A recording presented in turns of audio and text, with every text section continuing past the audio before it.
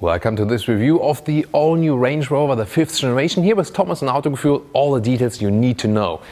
You can see the front, rather streamlined design, also indeed the wind efficiency has been increased. Interesting new structure here in the front grille. LED is standard with a modern daytime light signature, and also digital LED light is now available.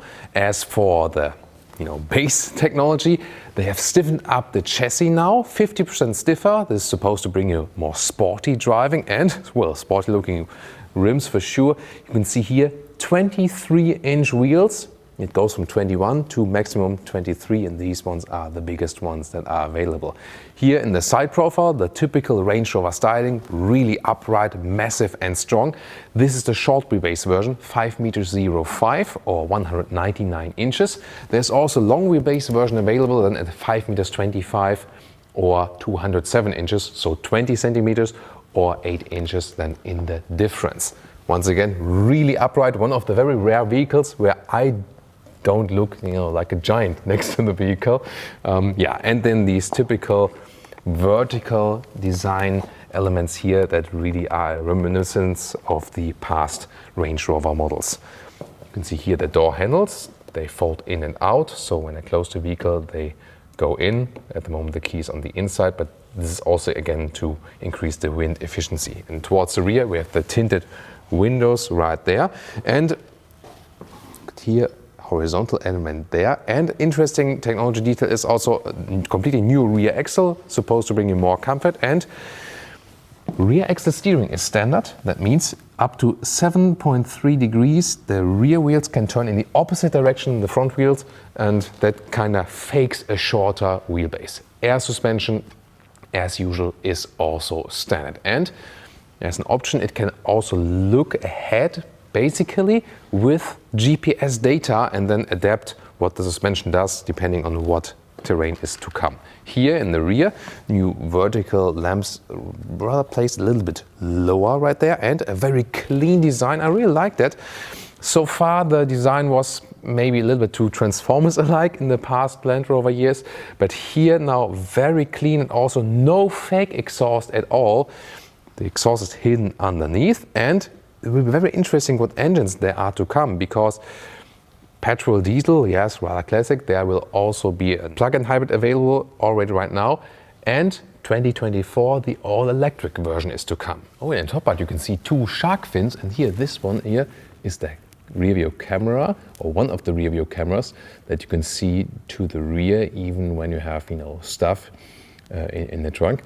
And then on the right side, this is then where the 5G connectivity is hidden. And another color choice here, this is a special paint. It's called Copper Sunrise Satin, or it's a matte color, really impressive. And this one also is the SV from Special Vehicle Operation. That means it has a different front grille here, so when you have more bespoke options, and also different lower party, as well as this framed Range Rover badging here in the front. Khaki, yeah, rather a little bit, not that premium-like, to be honest. When you open the vehicle, and you can see here that the door handles come towards you, and this one is also here with soft close. And there's also another option that the door half opens automatically when you approach, but not equipped with this vehicle at the moment. Then on the inside, new materials, and this is here the animal leather-free interior. So that means here we have this kind of like neoprene-like texture right here. Really cool material, soft also as well here. And same goes also for the steering wheel, and most important, the seat. Here, this looks and feels like one of the highest grades of animal skin, but it's actually not. It is perforated, can also be heated and cooled, but it's actually animal free. This is really, really cool. Very nice, feels really nice and premium, and they call it Ultra fabrics. And on the side here, this is the so-called Quadrat fabrics from the Danish manufacturer. They still use some wool share, so it's not completely animal free, but the thing is, just in this fabric, I think about 30% wool share, so hardly any animal materials left. Of course, it's not really necessary to do it. You can also do it without it. But overall, I think a step in a very, very good direction, and indeed completely leather-free, animal leather-free. And also as for the seating comfort, it's really, really soft, very comfortable, the typical command driving position as they call it at Land Rover. Enough space, and here with 1m86 or 6'1", also enough headroom left, although we have the panoramic roof here. We're soon going to show you that. Steering wheel, electronically up and down, in and out, like this.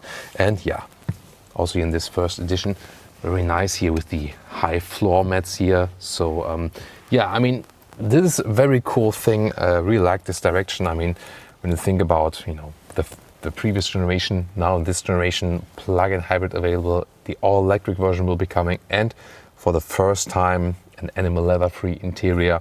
Way to go, and even more surprises here, new changes to come in the infotainment system. Interior overview, very interesting, soon more details to these screens. Here, this is kind of a curved screen, but like on the outside curved, in 13.7 inch, and on the left side digital instruments in 13.1 inch.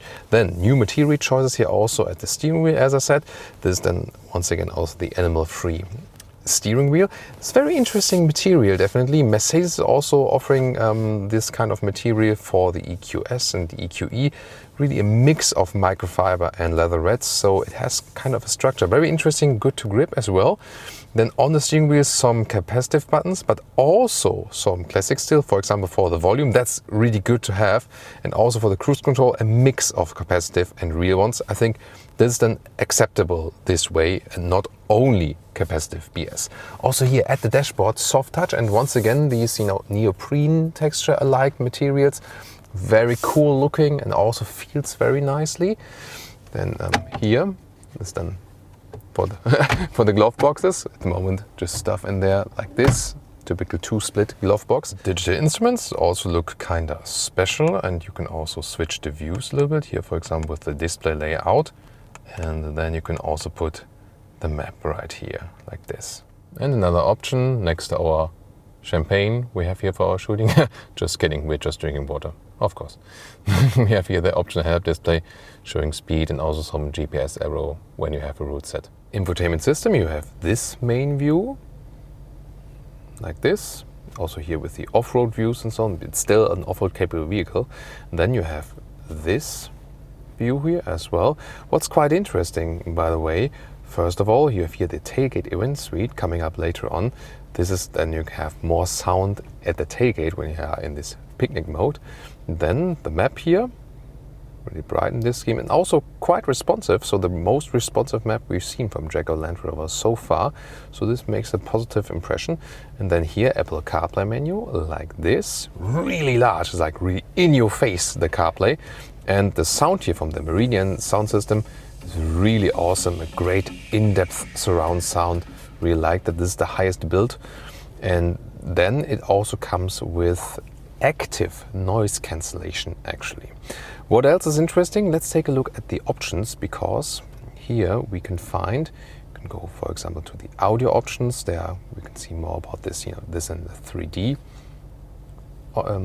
sound. So, and then when we go to all options, this is a little bit complicated, you have to learn that first. And then you can go to general and display. You can also activate a haptic feedback. And then in this case, you cannot just, click on something, nothing, then you really have to like press, and then you also hear that something is happening, so you get a haptic feedback like in the display, but at the same time also acoustically. Yeah, but overall we are used from the smartphones, we just have to click something just very softly. So I think to leave it like this is the better decision. Car menu, like this. You can also deactivate ESC right there.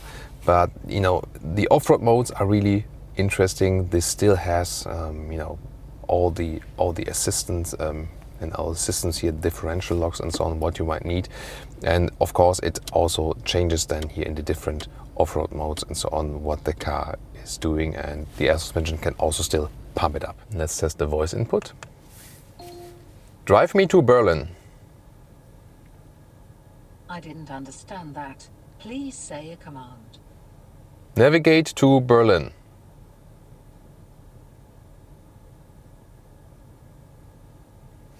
Let's see. Choose a line number. Well, that didn't go too well. In the lower part, a very nice solution for the climate dials. Really, still a classic turning dial. Good to have. And they found a good solution because when I pull it, then it switches to the vent strength. And when from here I push it, then to the seat heating or the seat cooling. And this is a very interesting solution. So they don't need too many dials, but still they offer a hard dial, and that's a very interesting solution they found here. These in the middle then are then the capacitive buttons. Here, by the way, from the side you can see how it has this like this curve, just a little bit interesting. Then you can slide this one here open in the lower part. Look at that. Inductive charging pad for your phone or normal charge. This is just for charging, by the way. And then here you can press this, and then this then the terrain select for off-road driving modes. Volume knob, and here cup holders, somewhat adapters as well. And then you can slide this one open, have two more charging possibilities, USB-C and USB-A. And then you can open this part here, and you can even cool this box. For the panoramic roof, you have this slider first. It's really nice with the bright ceiling, and then the second one is then to open the roof completely. So like this, and then we can have it also both sliding at the same time. And this is a very large roof indeed, really large. Let's see how far it goes. Yeah, that's it. And then of course we can open the slider all the way.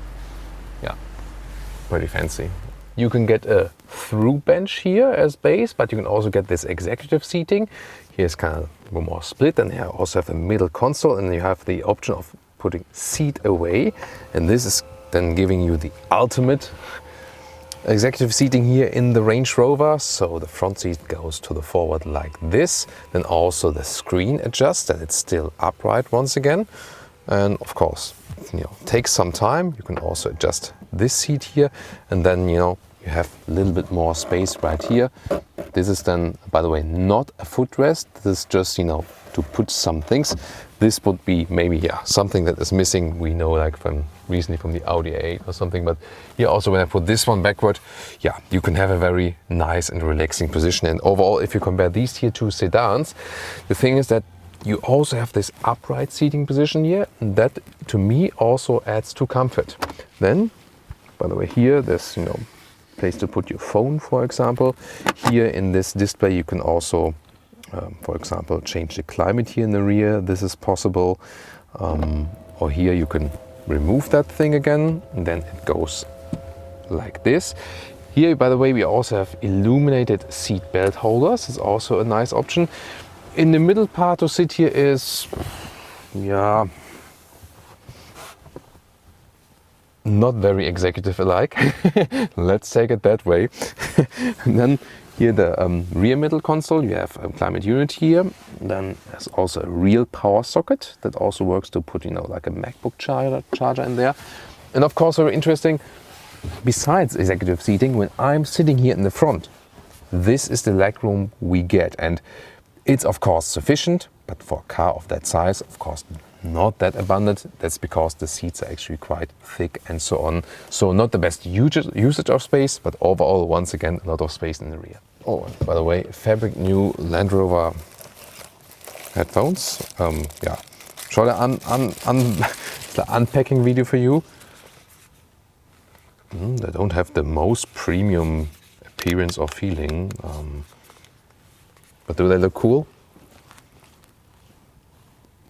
Vote in the comments, but to me they don't feel that cool actually. Yeah, I think I'd rather stick with the Meridian sound system. Trunk area, this is very this is very interesting.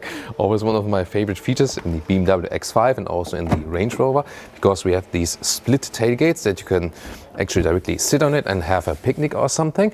But there's more to come. First of all, this top part here, I think that's a little bit too complicated because this is also electric. I think that's not really necessary. The trunk length here is 1 meter or 40 inches, by the way, and the same also goes for the width, 1 meter or 40 inches in the normal length here. And then you can see here a cabin trolley also easily fits in here in the vertical way. What else is there to show? Well, you know this is the animal-free interior for today. Sadly, this rear seating concept is then again from animal skin. It's not really necessary, but the idea is actually quite cool because you can lift this one up and then you can kind of like squeeze them in here that they are being held tight. So, and then you can fold this one up like this as a backrest. Put these ones up there like this. So, and then you have a softer seating area and actually can lean backwards. And then there's also something in the infotainment system. And then here are the speakers from below. See here, and then you have the music directly here where you're sitting. So I turned up the music now. Well, that's cool, right? Really coming from here now? Yeah, I mean, if they would offer this one here without the animal skin spec, I would definitely go for it. Why not? So, and then to fold the seats, we press these two, and then they take a little while to... Whoa, that's loud, but also impressive to see, definitely. What happens then? Whoa. See here, the front seats also go a little bit forward, but then when you have these executive seats, it's not exactly folding flat. As for engines, 3-liter inline 6-cylinder, both diesel and petrol. Based on the petrol 6-cylinder, there's also a plug-in hybrid then, 38 kilowatt hours battery, and supposed to give you a range of maximum 100 kilometers or 60 miles. Then there's the 4.4-liter V8, acceleration figure there at 4.6 seconds, and in 2024, the all-electric version on the very same platform. By the way, here, just a provisorium here with the charging that it doesn't deplete here the battery in the studio. And as it stands here right now, 160,000 euros with all the extra equipment inside. Quite hefty price indeed. And I want to know from you what you think about the all-new Range Rover. And you can tune into more luxury content here, luxury SUV content here at Autogefuel. For example, well, at that price, you can easily get, for example, BMW X7, or what people often search is a Mercedes G-Class. So Range Rover versus Mercedes G-Class, not exactly the same segment maybe, but when people search that, tune into the episode.